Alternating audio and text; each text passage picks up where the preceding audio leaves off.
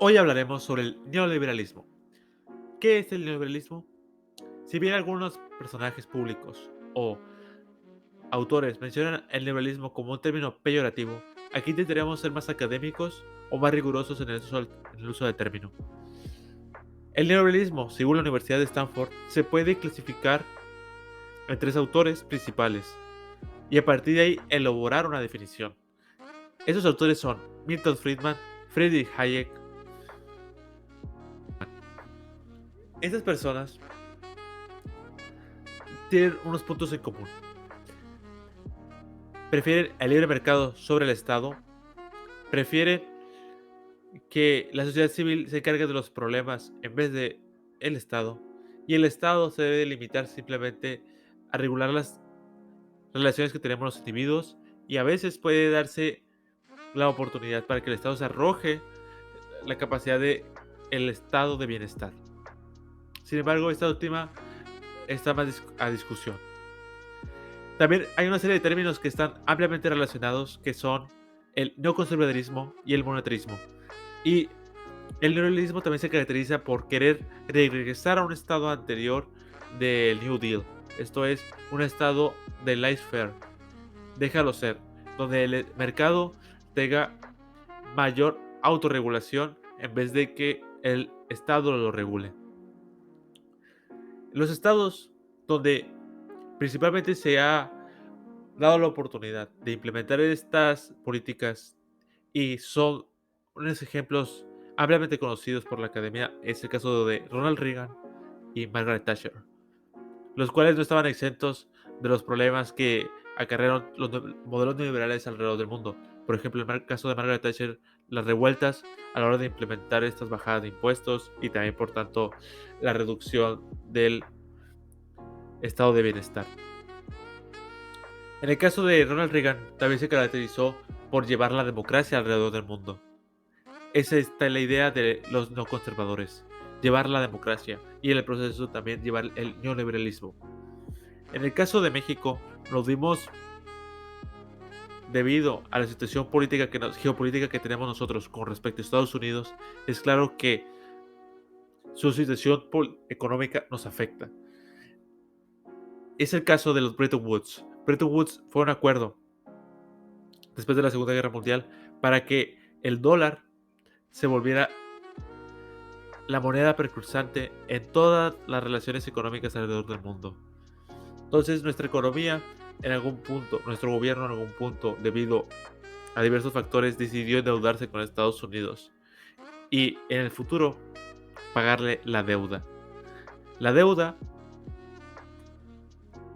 fue pagada en dólares, pero fue reestructurada con Miguel de la Madrid debido a que en su tiempo no teníamos el dinero suficiente como para pagarla.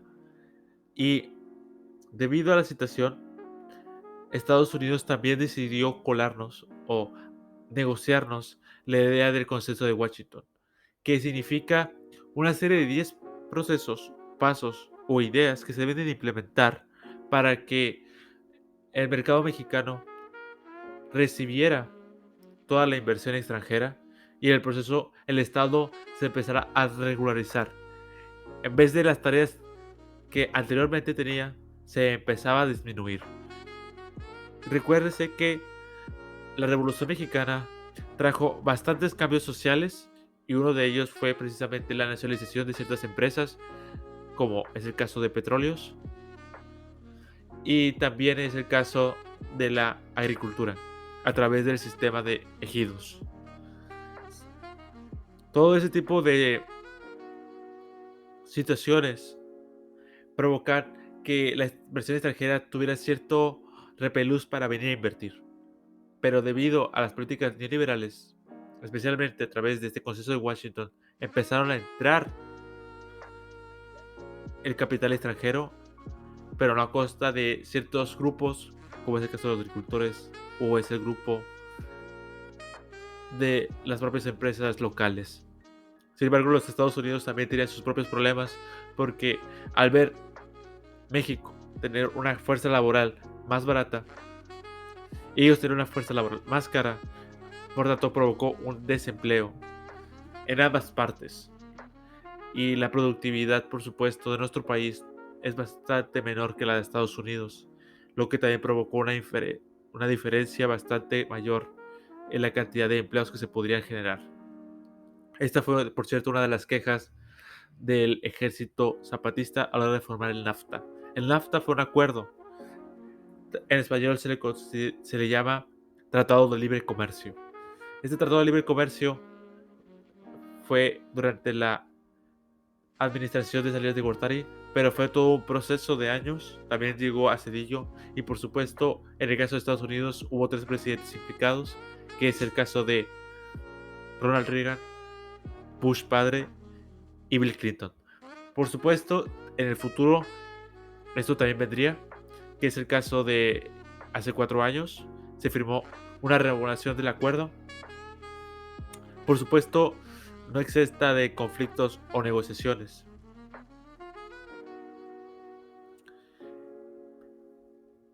México ha tenido una relación con Estados Unidos gracias a NAFTA y con Canadá, aunque realmente, según los datos, muestra que nuestra relación principal es con Estados Unidos y en segundo lugar con China. Realmente nuestra relación con Canadá es mínima.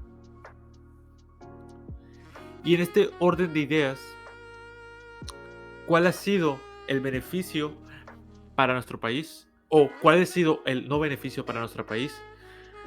Pues eso es lo que debemos de discutir. Entonces, en el orden de ideas de que todo lo digamos esté basado en hechos, vamos a analizar estadísticas. Vamos a analizar con respecto al tiempo. Vamos a analizar cuál fue primero la tasa de desempleo de 1980 a 2009. Como podemos ver, las crisis son detonantes para aumentar la cantidad de desempleo. Algunas son causadas por causa propia y otras son por el entorno internacional, como es el caso del 2008. En cambio, las que son de entorno propio fue la de 1994, con 6.2. Igual que como vimos en los ciclos económicos, hay una época de bonanza, es decir, cuando hay bajo desempleo, y hay una época de crisis o de inflación, 6.0.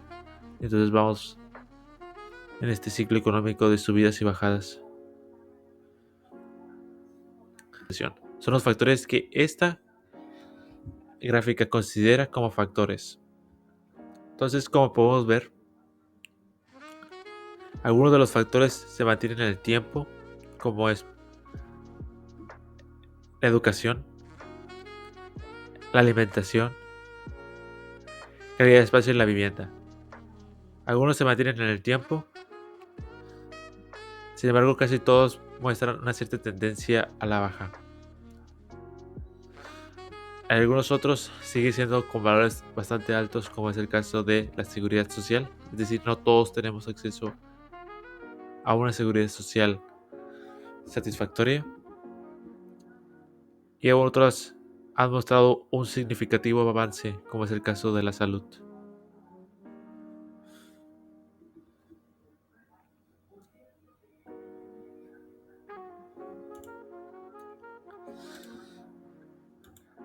Ahora analicemos el caso de la migración. La legal suele estar en unos niveles bajos, pero la ilegal ni siquiera aparece. En cambio, en otro periodo histórico aparece bastante más alta debido a las crisis económicas internas. Aunque aquí podemos ver una cierta bajada, especialmente con el ataque del 11 de septiembre, que significó mayor cantidad de procedimientos para conseguir una visa o un pasaporte para entrar a Estados Unidos.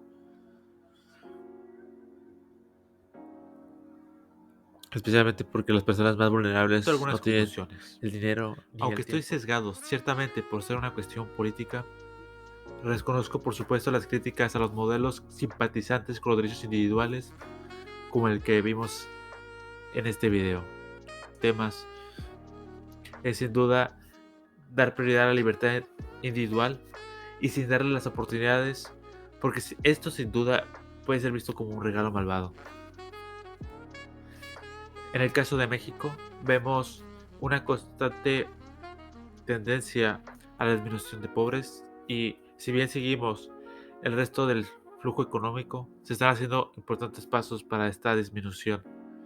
Aunque sin duda es una falacia ad hoc relacionar el capitalismo y esta tendencia, es posible que sea un factor a considerar.